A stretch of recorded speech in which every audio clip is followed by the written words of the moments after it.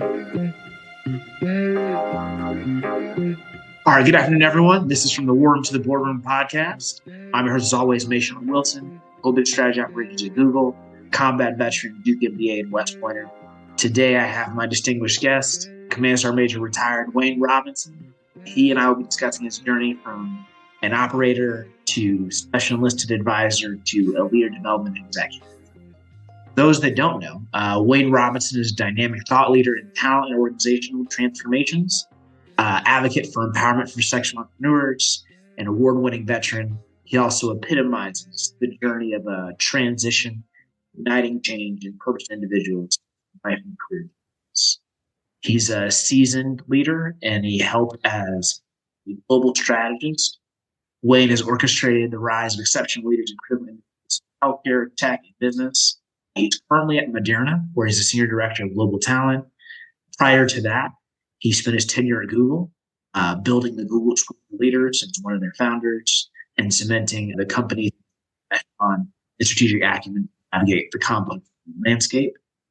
He worked at Deloitte, where he co-founded the Deloitte Resilience Academy, focusing on redefining leadership development and grit and practical growth. Wayne has a deep-rooted experience over 26 years in the military, where he served in the Army at the command sergeant major level and at the Academy. Later, he spent nearly a decade supporting veterans in STEM initiatives and the Veterans of America. He currently advises the U.S. Department of Affairs on strategic counsel programs supporting veterans and families, and he has a number of certification degrees from institutions like an MBA from University of Chicago at Booth, certifications from MIT Sloan, the Wharton School. And so it's a pleasure to have Wayne and his distinguished background. So without further ado, Wayne. Thank you. Thanks, Mishan, for having me. Let me make a correction. So I spent 2 tours in special operations with the Army's Delta Force, and there I worked in selection and training. So it was almost a 3rd tour, but didn't happen. It was time to let it go, right? So I'm as Mishan stated, Wayne Robinson. I grew up in Pritchard, Alabama. My journey started in Pritchard, Alabama, one of 7 kids somewhere in the middle there. Joined the Army immediately after high school, I came in at the time, it was a 13 Echo. I think there are 13 Deltas now, but it was artillery, and spent 12 years as an artilleryman, made it up to E7, and decided I wanted a larger challenge. And boy, did I get one between recruiting and special operations. So I'll just stop there for now. But meeting great people along the way is really what made and carried me throughout the rest of my career and even until today. And thanks again for having me. No, thanks for joining us, Wayne. And so a part of that, you mentioned, what was the initial draw to the military? Oh, yeah. Where did that come from? Yeah, the initial draw was I followed my sister into the Army. So at the time, she was an E5 in Hawaii.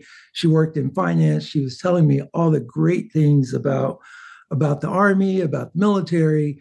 It sounded like an adventure. I'd played football. I was being recruited by some of the larger colleges, universities. Played defensive back at the time. Hurt my knee a bit, and thought those needed to be put on hold. And the Army was right there, and so I really followed my sister into the Army, and I also joined on the buddy program. So the high school quarterback, he and I joined the Army together, and we're still friends to this day. That's awesome. And so, in terms of transitioning, what prompted? I could go back or have 26 years in my belt. What was that decision? I guess why? I mentioned being in special operations, specifically being in the Army's Delta Force. I met operators back there or in the unit that really changed the way I looked at the world.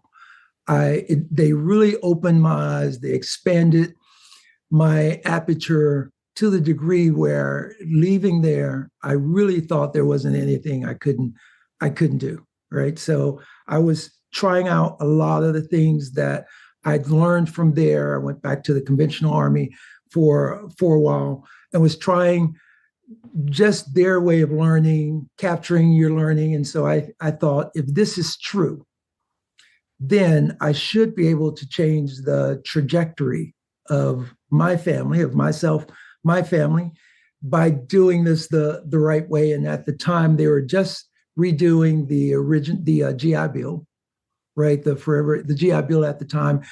And I just couldn't believe it, right? I was like, wow, it appears, if what I'm reading is true, that I could get into any college and the GI Bill would pay for it, right?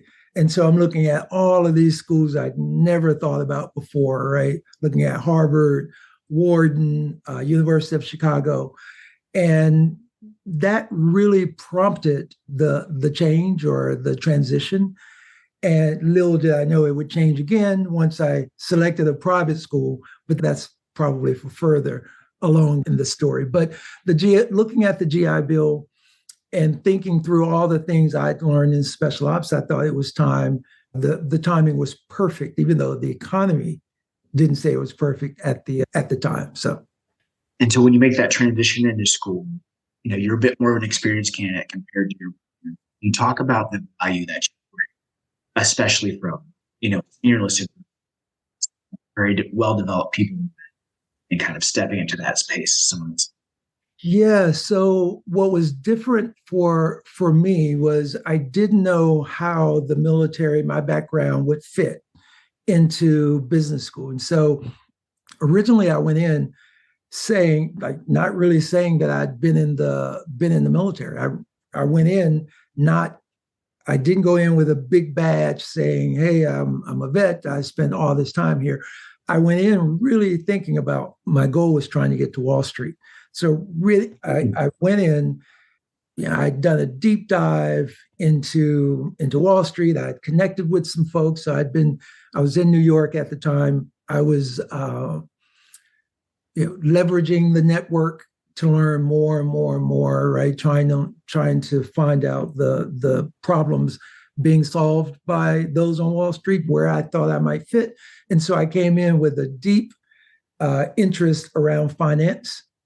And so, boy, I was ready to just talk finance, right? I thought I'm really ready to go, right? And I had an incident that told me I was not ready, right, for the civilian world just yet. I had lots of learning. So we had a dinner, and a number of the African American students went out, right? And I was the only vet in the group. And so we ate everything, had a few drinks, and then when the bill came, Sean, I did like we do in the Army, right? I got the bill, I got my ink pen, I circled what I had, right? And Sean, yes, I did. I circled what I had, and I'm getting ready to pull out my money for my little portion, right? And passed it along. I thought that's what we were doing. And so one of my classmates, she looked at it and said, boy, give me this. And she actually paid for everybody's meal. And I went, whoa, here it is. Michelle, I'm thinking the assumption I'm holding is that's how things are done. And so that very early on taught me that I could learn a lot from my classmates.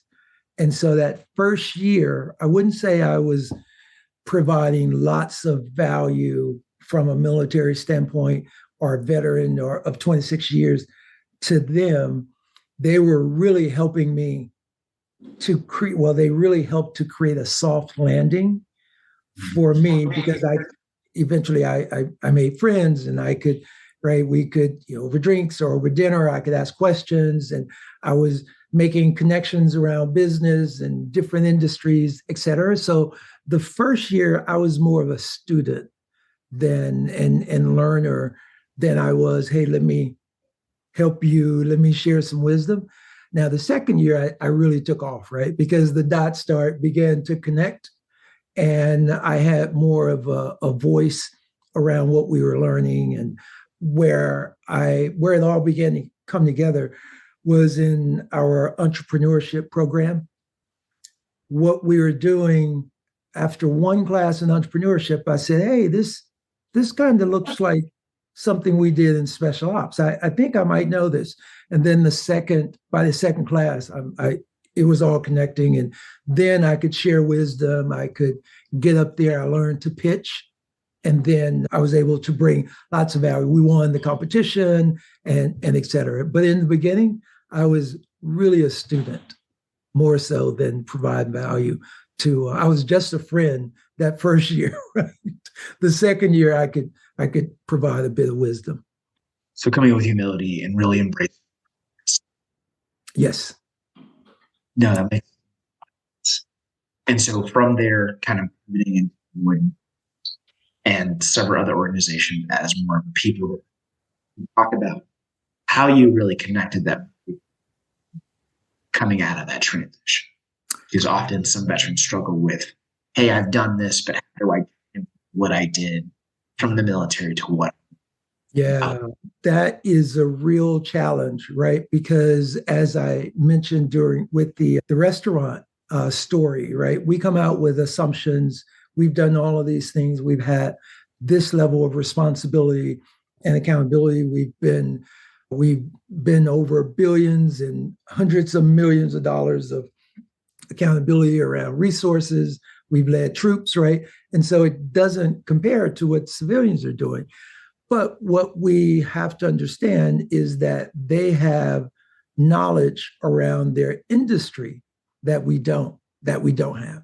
And it's humbling. But what I thought I did well was I learned to be a student. And even today, I'm curious, right? When I show up. And in that curiosity, individuals share lots and lots. Sometimes they even overshare, right? With their around the job and the challenge, et cetera.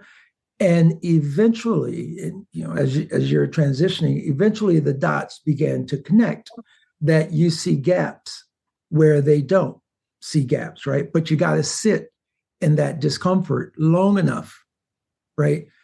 As a student, learning from someone that may be junior to you, right?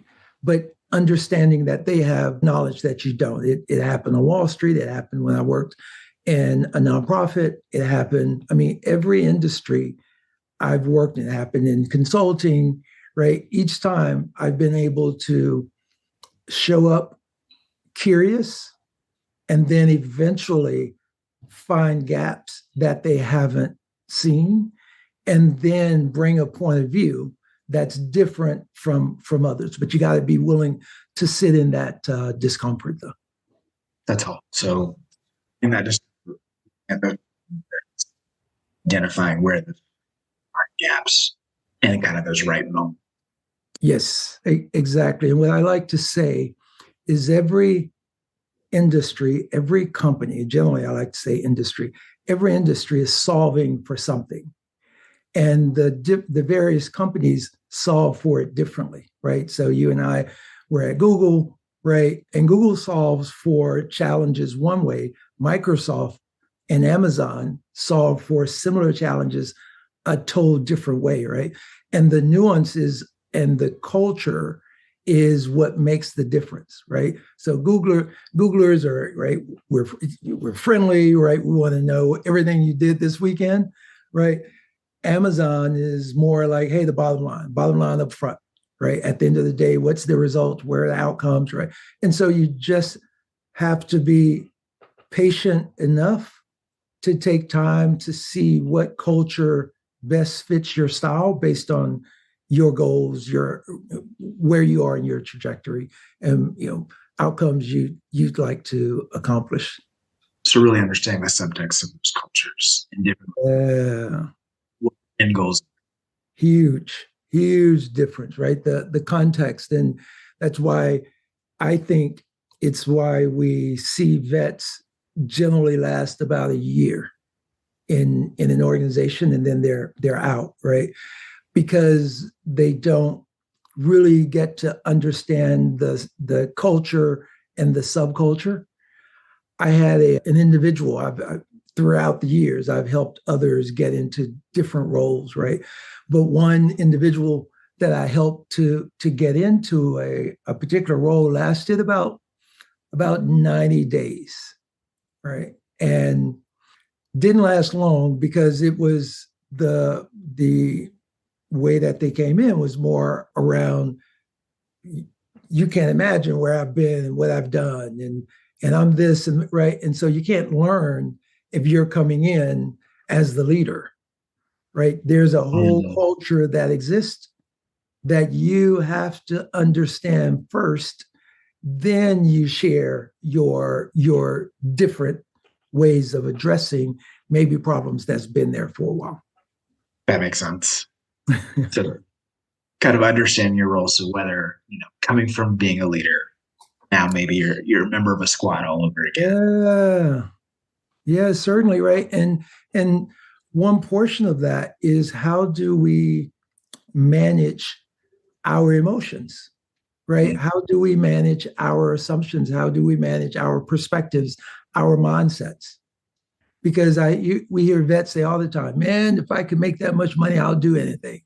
And I say, you'll do anything for a short period of time, right? Yes. Once that check hits, right, and you get caught up or you pay off some things, you're not going to want to put up with it anymore, because you're going to see answers to challenges all around you. But until you speak the language in that company, in the way that they speak, that takes months to be able to do that. Until you're able to speak like them, you're looked at as an outsider and you have no credibility. But when you take time to speak the way that they speak and you take time to learn the culture, then now all of a sudden you seem so smart and so wise, right? But you have to be willing to sit in that discomfort, and you can't slip into, you don't understand where I've been and what I've done. You can't come in sharing your hero war stories from the very beginning. So coming in with very much that beginner's mind. Yeah, exactly. And so we kind of talked about your transition and kind of, you share with our listeners, what is it that you do now? You now work in pharmaceuticals and Moderna. What is a senior director? So as the senior director of talent management, I'm also head of exec development. So I lead development for our top 160 leaders at Moderna, as well as all talent. So I oversee all programs, all journeys, all development journeys for across all talent, across every employee at Moderna. Let me see how to say this. We're an AI first company, which is very different for a pharmaceutical company. We're less than 7,000 people. Our competitors are about 80,000 plus people, right? And so we're small and maybe getting a bit smaller, which means that we work a lot with AI, whereas I don't have a team of people. I have bots and I have AI that I leverage every day to get the work done. And what we're doing, we say that we're reimagining talent management. And what that looks like is, if you think about work was never built, right? When Frederick Taylor said, hey, I'm going to redefine the science of work, right? He set out to really make robots out of people, right? So many steps to the restroom, 15-minute breaks, right? And it was, how do we make steel faster, right? And that was his thing. I can come in, I can bring the science around work, and we can make more steel faster. There was no respect for workers, et cetera. And so instead of creating work for people, right, who can think, work has only incrementally adjusted, right, from that. We still have bathroom breaks. Why you need to tell your boss you're going on a bathroom break, right? That shouldn't even be part of the vernacular, but that that came from all of that came from Frederick Taylor. And so what we're doing is we're reimagining how what does peak performance look like, number one. And so we're thinking through sleep, right? For our leaders, we're thinking through nutrition, we're thinking through wellness, right? Total whole person concept. So we're not saying that you're an employee and then you have a life. We're trying to reimagine the entirety of the individual. How do we make you not only a better employee, but a better person, a better neighbor, a better individual in the community, right? Because we can't separate you, like you're a Googler and then you're a son, you're a cousin, you're a friend, you're right. So how do we look at the totality of who the individuals are and improve them, especially around the area of peak performance? So that's what we're looking at from a talent standpoint. And then a development standpoint, we bring in lots of work around neuroscience, how the brain works, connections between brain, gut health, again, sleep patterns, what does that look like? And so we're really reimagining what talent looks like and what support is really needed. So I'm on a platform team, we call it the people platform team. And all of it is going to be built to serve individuals to work at their peak.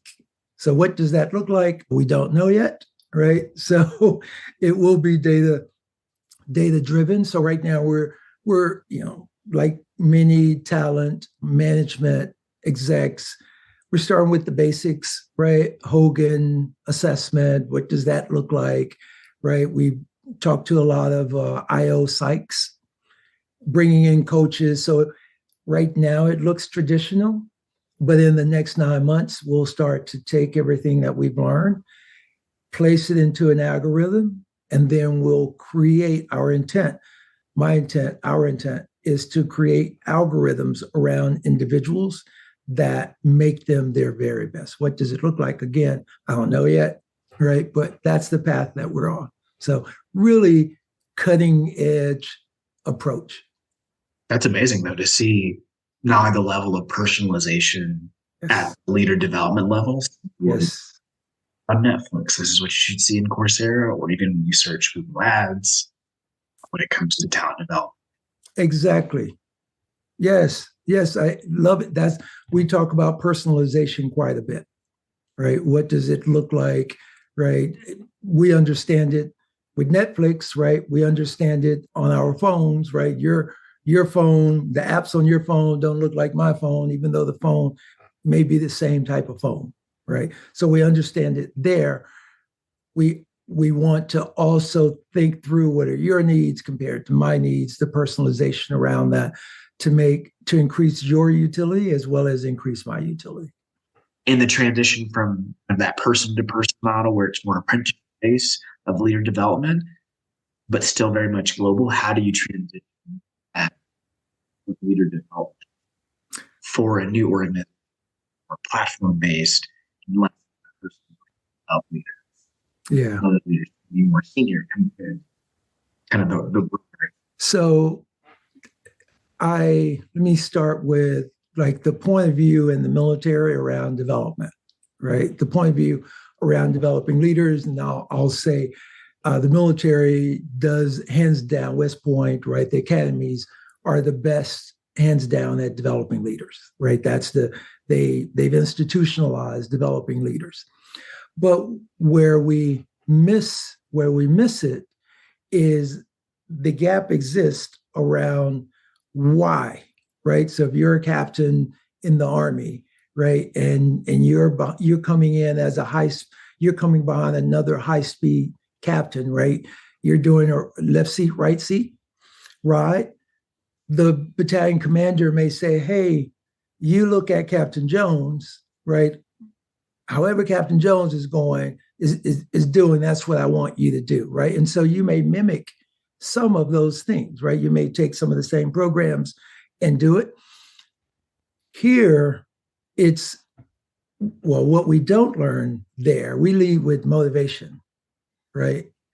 And I push back when I'm talking to senior leaders, what if everyone in the organization is motivated and it's still not happening, right? Where you go, right? So there's more to it than motivation. And I sort of had to ride the wave of coming in, thinking, hey, I really know, and then learned, right? And then down and now back, back up again. And what that wave was starting with motivation and then understanding why we shut down, like around fear. What does that look like? Why does it work? When you're nervous, you learn so much more. So whereas the military tells you the what, they don't tell you why, right? We never understood why it works. Why should I be doing this? What is it that Captain Jones is doing or Sergeant Major Jones is doing that I should specifically be doing? So said all of that to say this. There are only a few ways to develop people, right? There are not 100 ways, right? There people will say, okay, I hear it all the time. Since I've been out, as a consultant, I go in and they go, our people are different. Oh, they're different. I go, oh yeah, really? Tell me how. And they go through, they're very smart, they're very intelligent, right? But the way that you develop people at the end of the day is perspectives, right? You increase their perspective taking, right? So how do I approach work? Thinking about this work from Meshan's point of view, right? So that's one perspective, enlarging the number of perspectives and that they take. And very smart people are difficult to expand their perspectives, right? Because, at Google and other places, they have patents, right? I remember a leader I was working with, right, when I arrived at Google. One of the first leaders I'm working with was a VP. And so I'm doing my background on him, and he's got 22 patents. 22. Meshan, I remember when my name was mentioned on one. I wanted to pop champagne. And the patent hadn't even been approved, right? It was just an application for patent. And I was over the moon. And this guy had 22. I'm thinking, oh, where do I start? He's so intelligent. But generally, because they're so deep, they generally don't take more perspective. So perspective taking is one. The other is taking them to their development edge. We all have development edges, meaning where in their life do they go, oh, I can't stand that, right? What are their triggers? And how do you take them to their trigger, right? That's their edge. And at that edge, they may curse, they may hit the table, they may get up and walk, right? So you ease them to their trigger, right, in a safe environment, and asking questions different. Those are the three ways. Those are the three ways you grow people, right? So, for instance, one of the things that I would say to veterans, and I use this a lot at Google, when you ask questions different, I'd just say when they're transitioning, I'd say, what is this moment asking of you? And they go, oh yeah, what does this moment ask of you? And then they think about it and they said, I've had people, I ask that too, senior leaders, and they cry, right? And that's almost normal because they've been in a role saying this, I'm a VP or I'm a senior VP, this is the way I'm supposed to act. And so they're just mimicking, right? But if you stop them and say, what does this moment ask of you, right? And they answer that question, then you go, hey, what are the resources you need to meet this moment? And then they go, I'm probably going to need a coach. I may need a therapist. I may need right. There. And then I say, where are the gaps? And are you prepared to meet this moment? And I've had people step away for 2 weeks to think about if they're prepared to meet that moment. So these are the type of questions that you ask them at their development edge, because no one in general, no one's taken them there since they were a kid. Like we work off assumptions that we developed when we were 17 and 14 and 18, and then we're 40. And these assumptions are buried deep within us. Let's go back to transition. Transition is tough to us because we're making assumptions. Let's say I saw Captain Jones transition, and Captain Jones struggled mightily.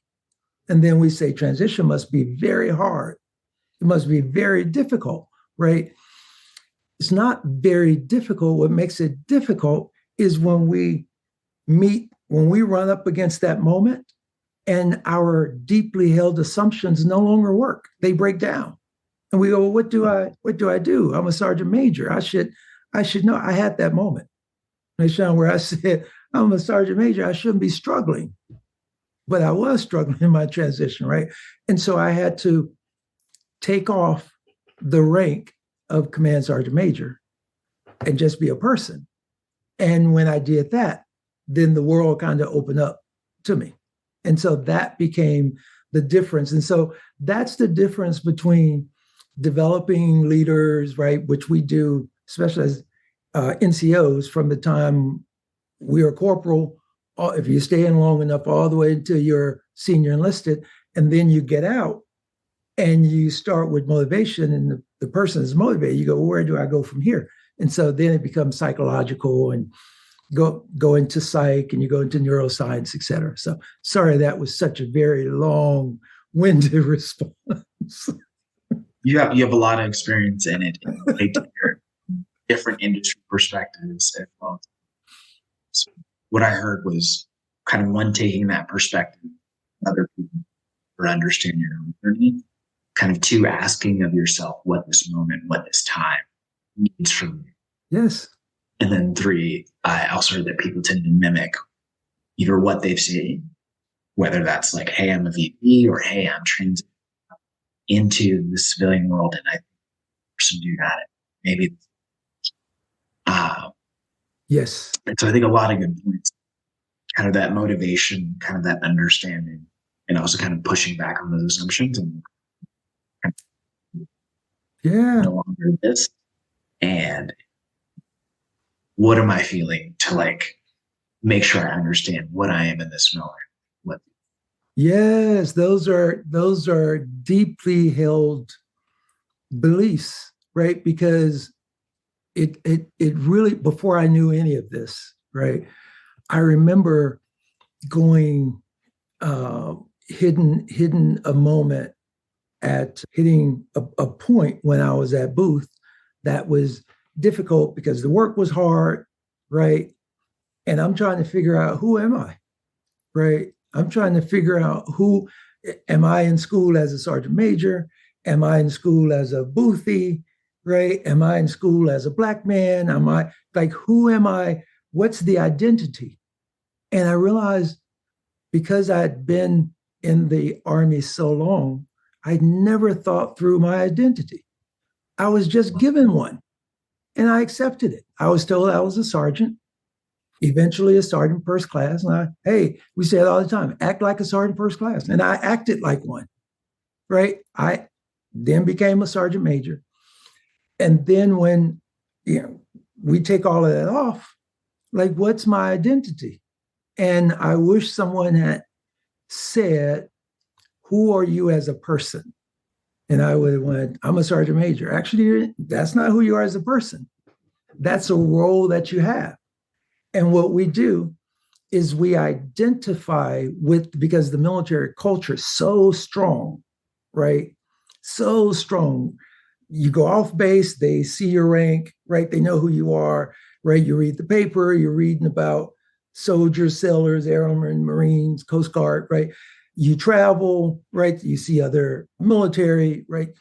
So the entirety of your world reinforces that identity around the rank that you are. And then you're no longer that rank. And you have to think, Meshan, this is how deep I had to go. I said, what's my name? I have been Sergeant Rob. I had been Rob. I've been Rob for 20 plus years.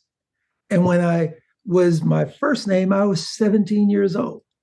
So I had to think through who am I? Who is this dude that didn't have great grades in high school, but now wants to go and work on Wall Street, right? Like that dude, that 17-year-old won't be able to do these things. So I'm no longer this person. And so that's the challenge that you really go through. And it's deep, and you have to spend time journaling and thinking. I had a whiteboard where I'd write every night, right? I'm writing. I'm starting with the basics, especially around salary. Like I'm writing who I think I am, what salary I can believe for. And people were saying, oh yeah, you should start at this amount, this amount. When I looked deeply, I couldn't even believe that I could start at that level. So I surely couldn't put forth a concentrated effort at that level. And so I said, oh, until I could get there. And so there's some work to do. It helped that I had a soft landing in business school because these folks had worked around these industries. I was hearing salaries that was helping me, and I was being brought along. So by the time I graduated, after 2 years, I could speak the language. I could talk through. I developed my identity. My first year, Michelle, I never told anyone I was at Booth. I didn't wear anything that said Booth. I didn't want people asking me, Booth is not Booth known as quants, right? Yes, without a doubt. Brother, I didn't want anyone asking me about math. I didn't want anyone to talk to me about finance. So I had all this swag, and I kept it in the closet. When I was traveling, I would not wear it. And so not until the second year where it began to click, right, I started connecting the dots. I felt like I had an advantage. Then I pulled out the Booth sweater, right, the shirt, and now I wear it out now. So. Brought up a lot of interesting points to talking about, like how do you define who you are outside of that for a lot of service members, they haven't thought, early 20. And so after trying to redefine that, who is so-and-so? Yeah. That's like a big thing. Can you talk also about you and that values of what you're looking for? Yeah. They're leaving the military, they're making money. Yeah. But there may be deeper, yep, still a purpose and motivation. Yeah. That might contribute to that turnover where it's like, you're speaking. That exactly right. So when you're going through this, right, no one told me this. I'm just living this. And then later hanging out with my psych friends, right? I'm learning all of this, right? Like your values, your motivations, like you mentioned, your assumptions and your beliefs will be tested because we walk out with the Army's values, right? We're talking about Army or the Marine Corps, the military's values, right? Those are my values. Those are not your values. You were given those values, right? Mm-hmm. You were given those values. And then we say, oh, that person messed up. How could they do that? They were former lieutenant colonel. Well, because they were living the Army's values when they were in, and they never thought about what are their own values. Because when you get out, you can make money a lot of ways. And so one of the first things I wrote, and I do a lot of talking on this, is I started with my values. What am I willing to do? What am I not willing to do? What am I willing to do? What am I not willing to do, right, to make money? And I had a lot of things I was willing to do, but there are some things I'm not willing to give up my family, not willing to run across the values that I have, right? These things are important. And so I needed to write my own values, and I live them, right? I share with people, in interviews where I'll be very good and where I won't be, right? If you're transgressing values, saying that this is who we are, and then when we close the door, you're going to be this person, I'm not going to be good on your team because when we close the door, I'm going to call you out, right? That BS, right? So, and that happened to me. That happened to me. And I left places right? I left money on the table because I said up front, these are the things I'm willing to do.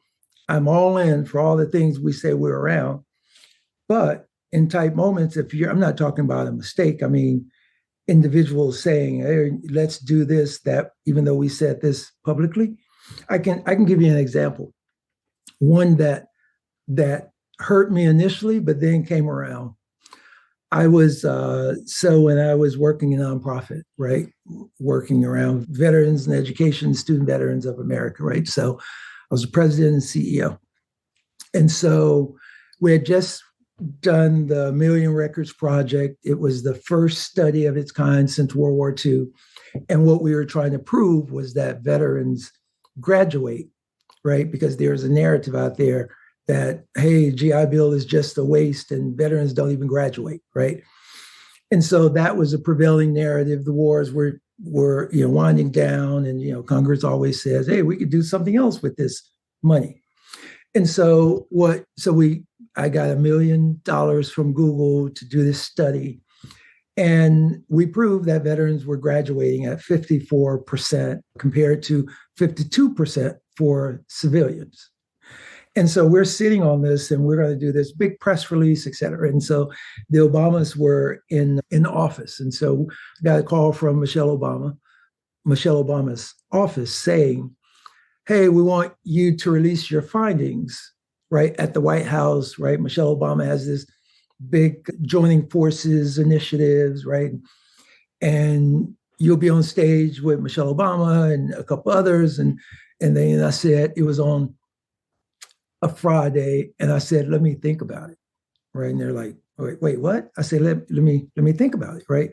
So I spent time really thinking through, who are we there to serve? Like, did I want to be on stage with Michelle Obama? Yes. And get my picture taken, right? Would Mama have been proud? Yes, she would be proud, right?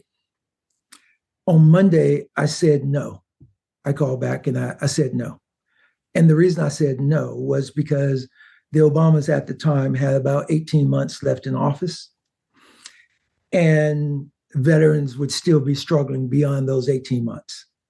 And so I said no because I needed this to have its own platform, and I needed this to be able to live outside of, if joining forces died, this data, this information needed to live well beyond this, right? And so, Michelle, when I said no, the next call I got was from Google. I mean, like 20 minutes later, right? Hey, I heard you turned down Michelle Obama, right? This was my biggest donor.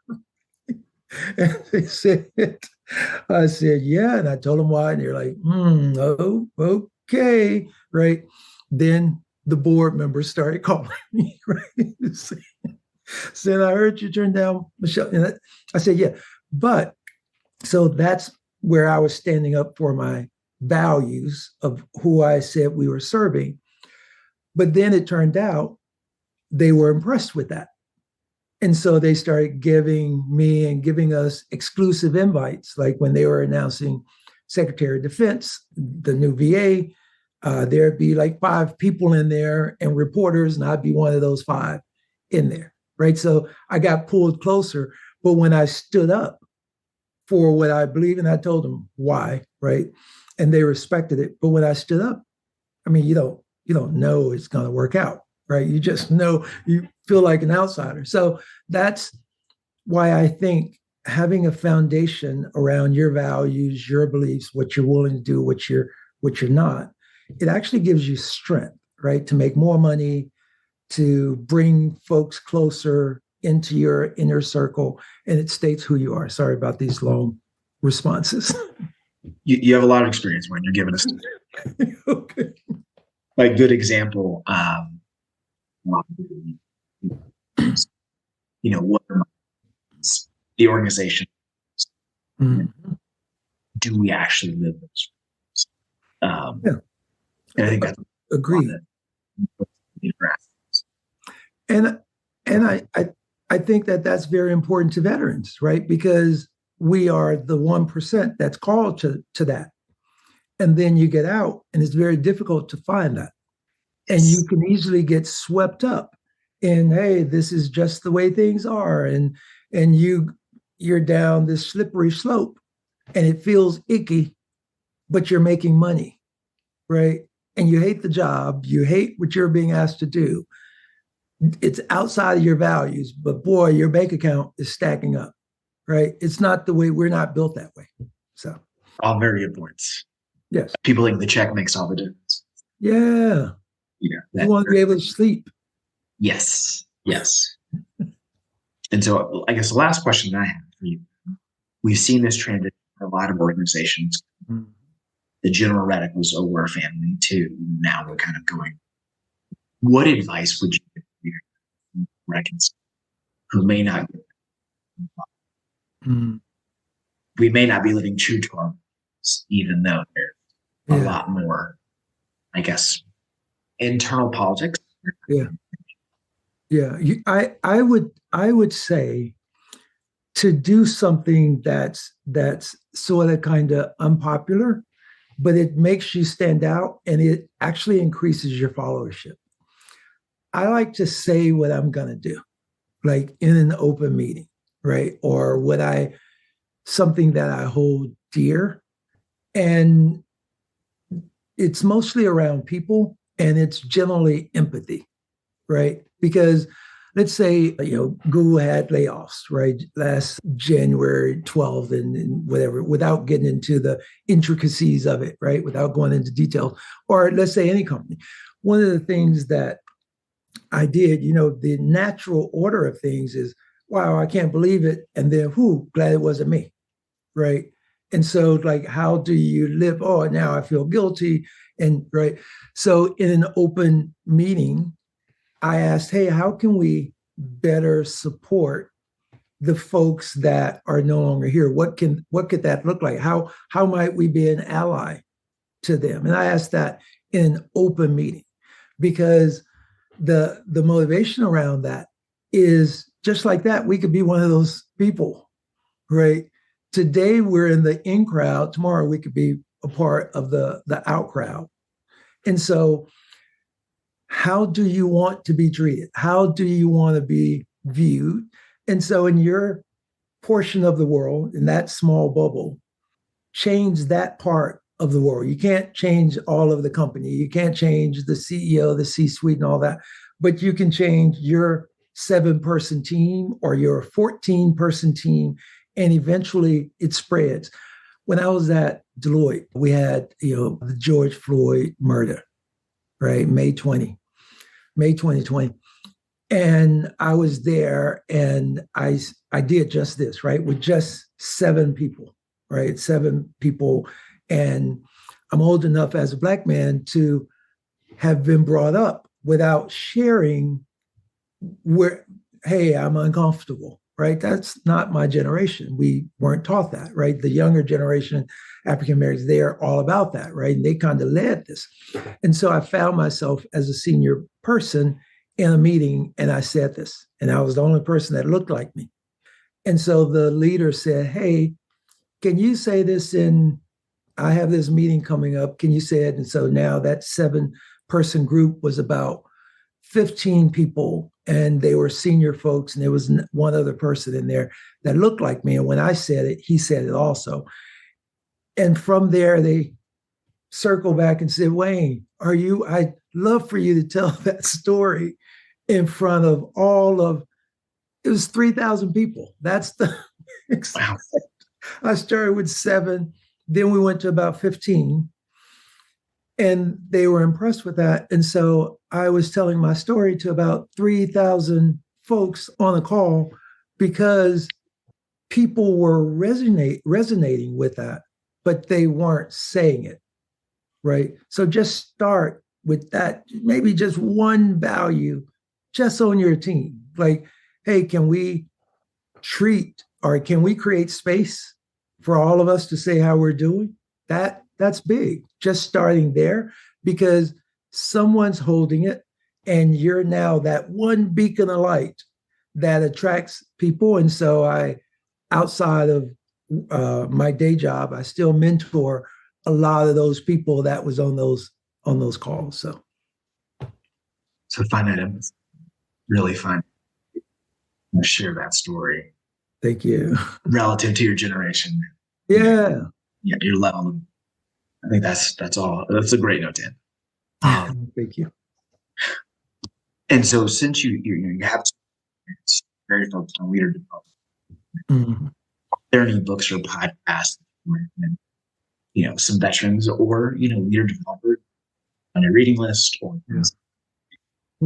So for a while I was on Team of Teams by General McChrystal because I kind of think that way and try and build that way. But where I am now is I'm reading Creativity or listening to Creativity by Mihai Csikszentmihalyi. I think that's how you spell it or how you say it.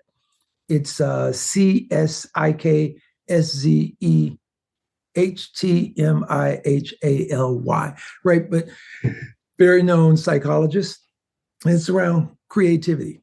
As we move more into the AI world, right? People are thinking, where do we fit as humans? Well, where we fit is in imagination, creativity, right? So we're going to have to leverage our imagination around problem solving more and more because a computer can't imagine, right? AI will never be able to imagine. That's where we'll go, and we'll farm out the routine stuff, right, to AI.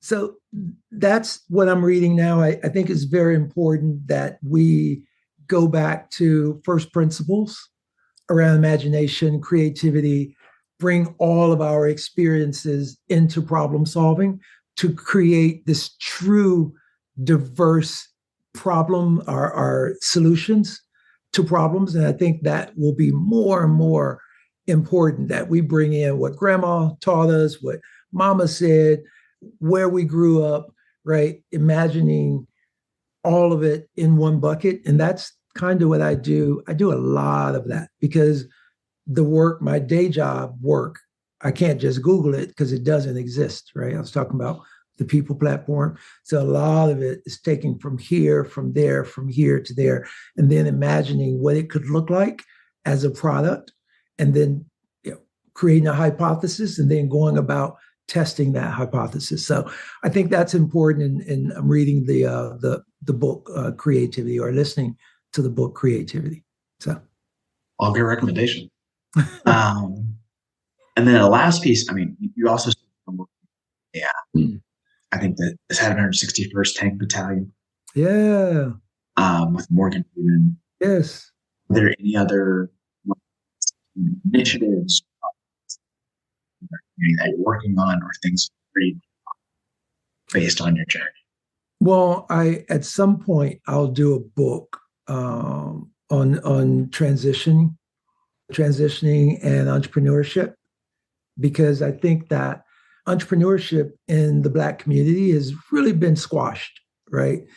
Or it hasn't really taken off in our communities, and so our communities don't generally see ourselves as entrepreneurs or small business owners, but we're so entrepreneurial and so innovative.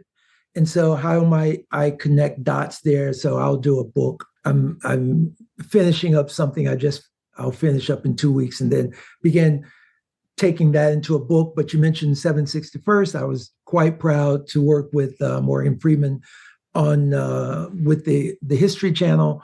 We did a first run, and I think we got about 10 million views on the when it was released in August, and then it was re-released on the History Channel on Veterans Day. And I don't know what those numbers were, but we had the prime time slot, and so quite proud to bring that project to life. I think Morgan Freeman said he had been trying to do that for about 20 years. He had been trying to get that done. Yeah, had been trying to get it done. And so I was able to show up and add color to it. The AUSA is now doing it's a comic book series on Medal of Honor winners. And so I just gave them feedback on their script on Reuben Rivers, who was one of the Medal of Honor winners from 761st. And so that should be coming out. The illustrator should be adding color to that here in the next month or so. And so really, really proud of that work, because it was work that was dormant. That's a part of history that should be, whose story should be told. So if your viewers haven't seen, please look up 761st, the original Black Panther.